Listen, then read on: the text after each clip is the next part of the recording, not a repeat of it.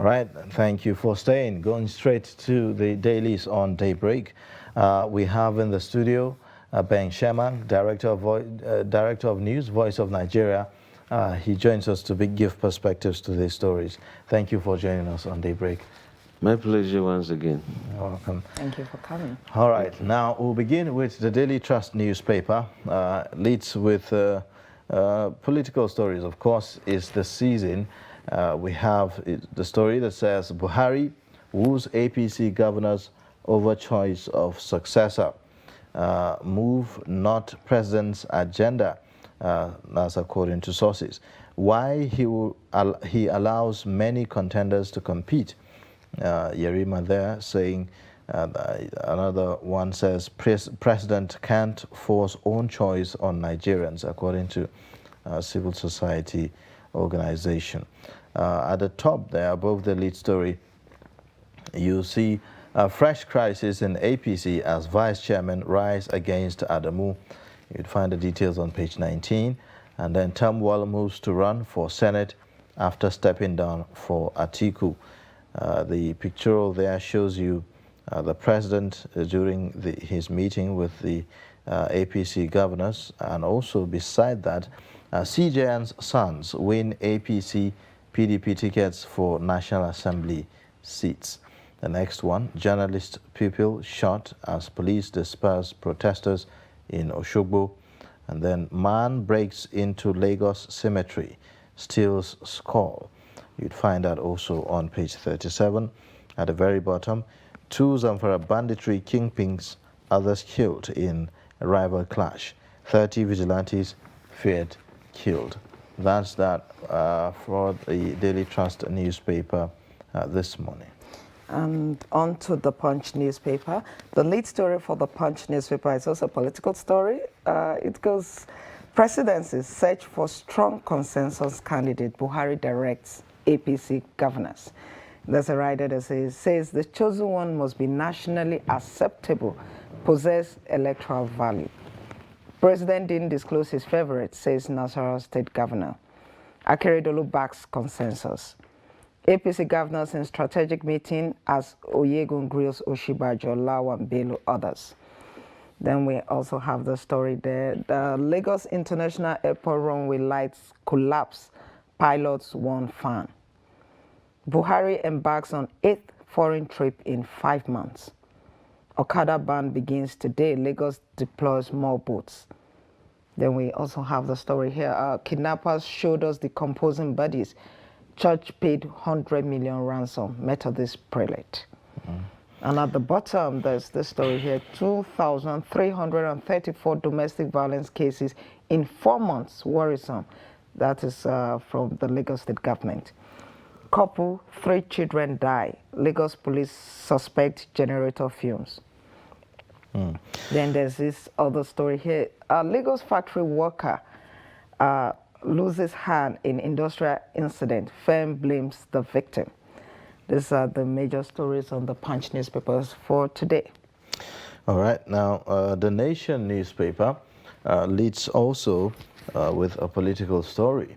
It says, Buhari seeks APC governors' support to pick successor. You'll also have above the masthead, monkeypox. Federal government bans sale, consumption of bushmeat. Members gave my abductors 100 million naira ransom, says Methodist prelate. You also have Oyetola condemns police shooting of the Nation reporter. Train attack, terrorist demands taken to government. And then you also have Buhari and his unfolding succession plan. You'll see an analysis there. NWC members accuse party chair Adamu of taking unilateral decisions. Those are the stories on the front page of the Nation newspaper this morning. And for The Guardian has a slightly different slant for its lead story. It says, Buhari's choice of presidential candidate unsettles APC governors. Then at the top there's malnutrition scare as price of eggs rises beyond average households. We also have a story there that says fresh hurdles for Atiku as seeks disqualification, queries citizenship. Then at the bottom, there's negotiation with Abuja Kaduna train abductors may save victims, says Gumi. Court grants Okorocha 500 million naira bail in alleged 2.9 billion naira fraud suit. We also have the story here. Talks advance for Ekweremadu to join the APC. And there's the story here also that says, Clark attacks Tambuwal, asks Ayu to resign over Atiku's emergence. Those are the major stories on The Guardian. All right, that's that for the newspapers that we are seeing. Let's get perspectives on this. Once again, let's welcome our guest reviewer in the studio, Ben Shemak. Thank you for joining us on Daybreak. Always a pleasure. Yeah. All right, well, it's a political season as expected. All the stories are awash, the papers are awash with stories from the political scene. The APC is about to take a decision as to who flies the flag of the party in 2023. That is eventually going to play out on Monday, the 6th of June. But before that, consultations and deliberations are ongoing. The president wants, to be allowed to pick his successor. What's your take on this? Well, the president wants. What about Nigerians who indeed want? And because the president has just one vote. But again, recall before the National Convention or Special Convention of the APC, it took such a long time. Governor of Yobe virtually turned Abuja into his office and left the state without, leadership. And when the president felt it was time, he said, look, let's have this convention and it's going to be by consensus. Those who bought forms said, return their money, and it was all returned. Now we are seeing that it is said that the president wants his successor to emerge by consensus. It is there in the Electoral Act if the party so agrees. Now, if it is the wish of the president, you can now see the discordant voices here and there saying that the president cannot impose his will on everybody. According to civil society organizations. Exactly. Now, if therefore the president is also the leader of the party and he can sway the party and voters on opinion or opinions to his side, why not? After all, when they bought the forms, there was an attachment. Sign. Some didn't sign. Some signed and did not submit. That yes, I have voluntarily withdrawn my candidacy. And of course, the party says you can't take anybody to court. And so, you are free to weep, but we must not see your tears. Weep inside of you. But again, that says a lot when it comes to the general politicking in this country. Exactly. I mean, is this good for our democracy? Because, you also have to take a look at, the level at which individuals can influence things. To what extent can they influence certain things? And what's at stake if they eventually do so? Yeah, you see, yes, politically you realize that there are always political godfathers. You also have the godsons here and there. You also have the kingmakers. The Adedubus are no longer there. But again, some people would also want to assume or enter into such positions to ensure that they control whoever comes on board. And when you control and sponsor whoever comes on board, it also entails that... But Mr. Chairman, what I'm thinking is that, okay, it's one thing for the president to say, go and shop for a consensus candidate. He has said so. But now, isn't the onus on the governors to ensure that they shop for a credible candidate, though? Yeah, if the president so says, is it a cast in stone that you can't change it? Exactly. I mean, it's democracy. Democracy is a game of number. And you can as well see Governor of Ondo State, Akeredolu, is already aligning with the president. And before now, we were discussing with a very strong member of the APC. When we say, oh, it's going to be another long waiting at the Eagle Square. He said, no, it's going to be very, very brief because we've already agreed on a consensus candidate. And who is that candidate? Say, well, the time will just come. It's going to Just be very, like the very president short. has decided to keep it a secret. You know, exactly. But there are those who are saying that this idea of, you know, the president is like bowing to pressure from some of his close allies, you know, so that they are looking at what will happen when he leaves the office. So if he gets to pick who, you know, flies the flag of the party, they can consider themselves, you know, safe in terms of, you know, their relevance in government even after he leaves the office. There are those voices who are saying that. So what's your, you know, response to that? You see, honestly, I'll look at it this way. Let people contest based on their strength. Let people assess them, put them on a scale. Vote because they have character. Vote because they have the strength. You see, the strength is not just that of the pocket. Physical movement for you to be able to do some things. In terms of quick, fast decisions, look at quite a lot of things are happening in this country that it's not every time that you begin to call for meetings. Every time meeting. We are so good at conferences. And thereafter, what next? But what if the governors come up with someone that is not acceptable to the president? What if he has his own candidate and they come with somebody else? How do you think that will pan out? In the midst of that, I'm hearing Asuwaju is saying he's not going to step down if he's not the consensus candidate. And so, if that's the case, it means maybe in the end, we see some people walking out of the party to go join some others, or it will simply be that, okay, let us simply respect the president. He is the leader of the party. But we have seen instances where they disagreed with him. During the convention, they only agreed with him on who becomes the chairman and the publicity secretary. For the others, they didn't necessarily agree. Yeah, but I mean, the president had his way. Were there elections? For two candidates. But were there elections? If you check, I mean, yes, the president will always be there, and in the end, this thing you call respect, okay, he's the president, you just bow, Baba, even though I don't like it, but okay, you have it. You know, you take it grudgingly.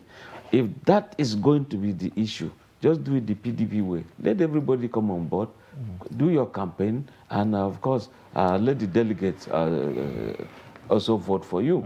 Again, we're going to see the money going to take its front burner. The president once said, look, even in this game, it's not as if the money bags should be the ones to determine who becomes a candidate. It has happened in PDP, where again we're saying... You know, analysts actually feel that either ways for the APC, there's going to be an implosion, whatever happens. By the time the primaries are over, we are likely to see, you know, serious crisis rock the APC. For instance, if you look at, you know, what the vice chairman of the APC are saying against the chairman of the party, the story here that leads is talking about crisis in the APC as vice chairman rise against Adamu, the chairman of the party. They are accusing him of, you know, running the party alone. the party all like a one-man show, you know, without taking them along, decision making and all that, taking decisions unilaterally and all. And they are also stirring up other party members to join forces with them to fight the chairman against this. And so if the chairman and say the president, for instance, stood on the same path, and then here you have other members of the NWC of the party who are not comfortable with whatever decision is being taken. Would you agree also with the, you know, others who have said that it's likely to lead to an implosion in the party? See, when you have an issue of this nature, how many millions are we in Nigeria? You're now just selecting or electing very, very few to take the destiny of this nation in their hands. Of course, you're bound to have this kind of internal confusion, internal convulsion, so to speak. And that's why when you check these two men, the vice chairman, the Northwest and the Southwest, the chairmen are leading this campaign against the national chairman, Abdullahi Adamu. They said that he does not consult, and all he wakes up to just say his elder, and what he says is casting stone. Everybody will have to follow. They are accusing him that he attributes whatever he says to the president. So for them, it's like a blackmail, coercing them to accept whatever it is from the We've seen a situation where the president was away, and the then acting chairman of special convention of APC been away, and some people came in with some documents, said, look, these are signed by the president that this caretaker stands dissolved, it has to go, and all that stuff. It turned out to be untrue. And so when people say the president ordered that this should be done, and there are no ways you can verify whether the president actually said it or not, it becomes quite a big problem. And again, it hinges on integrity. I mean, we should play politics with some integrity so that when people say some words, they stand by it. Okay. And if that implosion comes out, I mean, look at the way PDP has come, and they've done theirs, but see, Edwin Clark is already talking, you have to resign. No, it's unfair that Atiku should come on board. Some people are marching to court to say, after all, Atiku is not a citizen, and all that stuff. So we're going to find all of this, even in the APC, surely. There's this other dimension that, away from the APC, Tambuwal moves to run for Senate after stepping down for Atiku. And we also know that a similar scenario is happening in Bauchi State, where the person who got the ticket for the governorship has withdrawn, and there's going to be another primaries where the governor who contested for the presidential primaries lost and is also going to take part in it. And amidst all of these, some people are saying that what would have happened if INEC had not extended the deadline? Well, they are taking the window of that opportunity, the extension. And of course, what if they also create a scenario to ensure that, yes, something happened? Because it's wonderful that, recall that even those days, PDP in Kaduna State, Ahmed Makarfi, and then Minister of Health, who turned out to be High Commissioner in London, Dalhatu, even at the point of winning elections, things were changed because McCarthy contested to be president and never got it. And so he went back to reclaim the seat of Zone A in the Kaduna State. And so it's not new in Kaduna, so to speak. There's already a precedence. And look at, yes, Bala Bauchi, he contested and never won. And the next thing is, let me go back to, I still have 4 years as governor if I win. And therefore, it could be kind of the thing the Nigerians will call RNG, kind of. Exactly. Look, you hold on to this. The moment I come, just say yes, sir, and I move away. Now, Tambuwal in the same way is looking. So what will I be doing outside this? Except otherwise, if you get a stubborn man, he says, look, Oga, you left this thing legally, and I occupied it legally, and I was voted in legally, and so maybe we'll go to court, something like that. That's what I was thinking. What if the man in Bauchi State, for instance, had not withdrawn? What would have happened? Yeah, you see, because that would be speculative. Now he has withdrawn. The next thing is, except if but it's a gamble, right?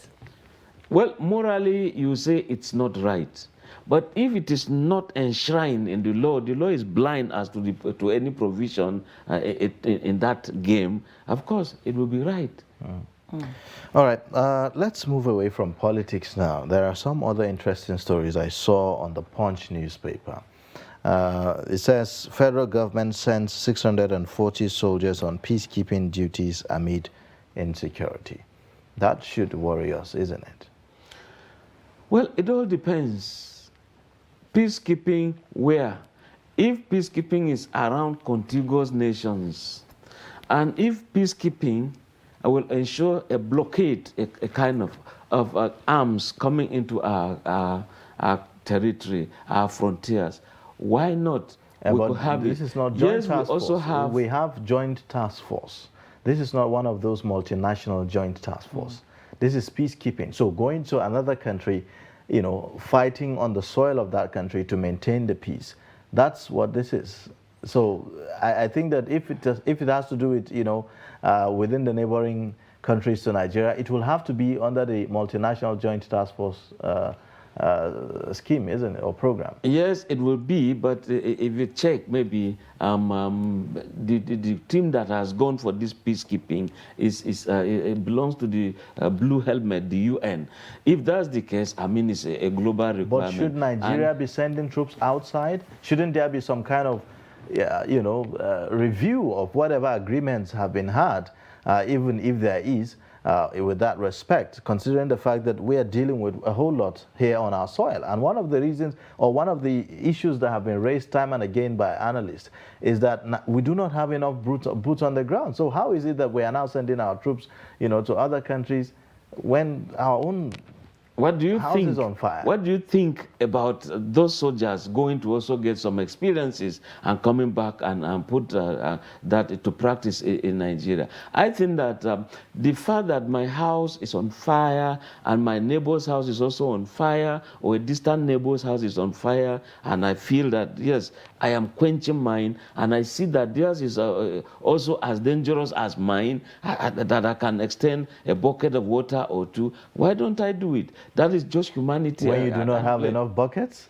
Well, whatever, no matter when you do not have enough buckets of water, what are you sending? What are you sharing? No matter how dry your kitchen is, when a visitor comes, you cannot continue to push the food you are eating under the bed. I mean, there is love in sharing. I think that, talking seriously, I think that Nigeria should not just say, let us stay at home and fight our own problem only to ourselves. You're talking about the multinational joint task force. They all have come. Is it that they don't have their own problems outside their own, in their own home countries? They've come in to see that Nigeria is helped. And that's why if you go to N'Djamena, Chadian capital, but in the case of a multinational joint task force, this is a case of joining forces to find a common enemy, right? So if we have Niger, we have Chad, we have Cameroon joining forces with Nigeria, is because we are all along the same corridor, and so we have the same enemy, and we need to fight that together. So having, you know, that one front to deal with the enemy, that's entirely different from, you know, having to go to another war-torn country to deploy your troops for peacekeeping. I mean, peacekeeping. Yeah. Now you see, the word is peacekeeping. They are not peace fighters, peace enforcers. They are peacekeepers, and there's a difference.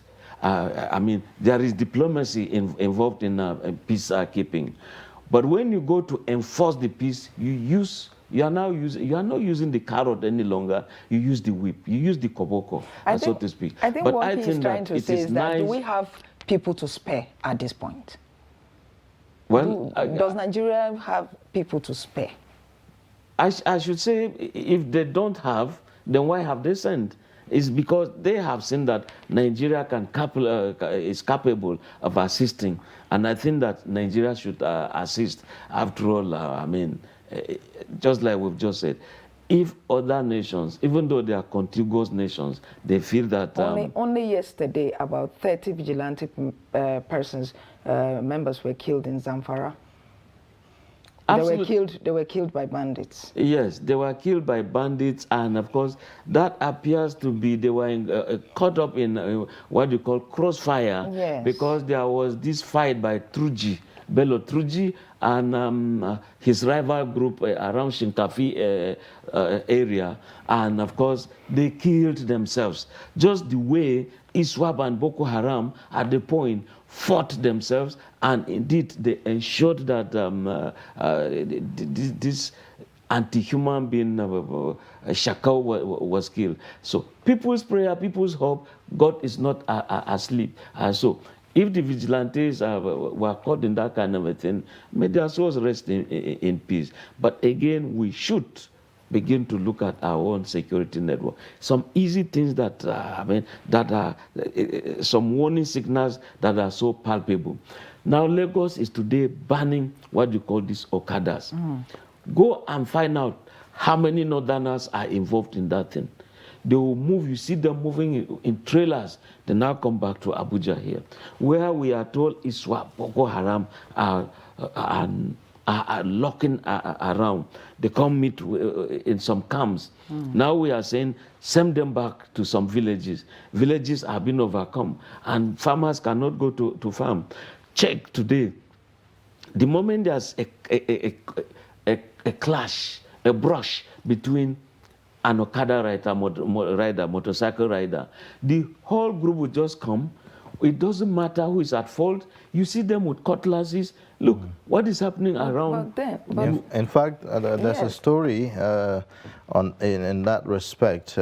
We saw that a journalist and a pupil was shot by police who were attempting to disperse protesters in Oshobo. A similar incident in this manner happened. So that protest was as a result of, this kind of clash. So, and oftentimes when this kind of things happen, you see jungle justice happening. The other time it was an engineer, a sound engineer who was burnt alive in Lagos. In Lagos. The very reason why the ban on Okada in the first place was introduced and all of that. So, if you talk about, our ability to manage some of these protests or some of this civil unrest or, these tendencies, are we really rising up to the challenges?